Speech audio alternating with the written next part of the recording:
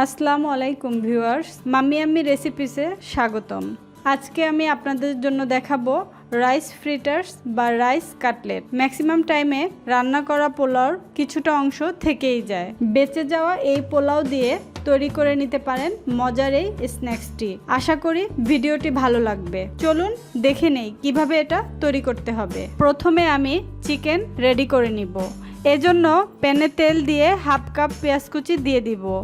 পেঁয়াজ ব্রাউন হয়ে আসলে এতে দিয়ে দিব 250 গ্রাম চিকেনগুলো ছোট ছোট করে কেটে নিতে হবে। খুব ভালোভাবে নেড়ে অ্যাড করব 1 টেবিল স্পুন লবণ, 1 টেবিল স্পুন গোলমরিচ গুঁড়ো, আবার ভালোভাবে নেড়ে অ্যাড করব 1 টেবিল স্পুন রসুন পেস্ট আর 1 টেবিল স্পুন আদা পেস্ট। সবগুলো উপকরণ ভালোভাবে নেড়ে 5 থেকে 7 মিনিট ফ্রাই করে নিব।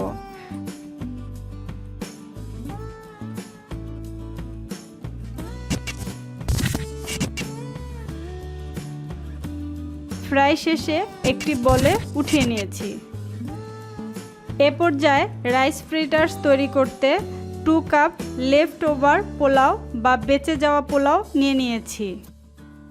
এতে তৈরি করে নেওয়া chicken fry, half table spoon গোলমরিচ গুঁড়ো, 6 থেকে 7টি মরিচ কুচি, সবশেষে অ্যাড করছি একটি ডিম।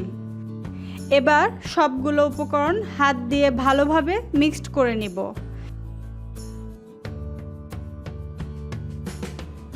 মিক্সড করে হাত দিয়ে চেপে বল শেপ করে নিব। ভিউয়ার্স, এই রেসিপিটি আপনারা চাইলে সাদা ভাত দিয়েও করতে পারেন। সবগুলো শেপ এভাবে রেডি করে নিব।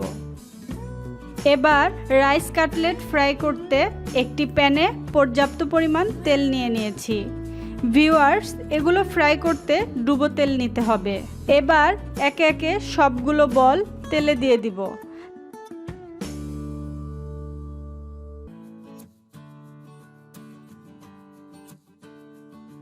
3 থেকে 4 মিনিট এক পাশ ফ্রাই করে সবগুলো উল্টিয়ে অন্য পাশ ফ্রাই করে নিব।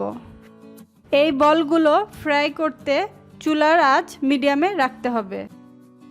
ভিউয়ার্স, এগুলো ব্রাউন কালার চলে এসেছে। এবার সবগুলো তেল ঝরিয়ে কিচেন টাওয়ালে উঠিয়ে নিচ্ছি।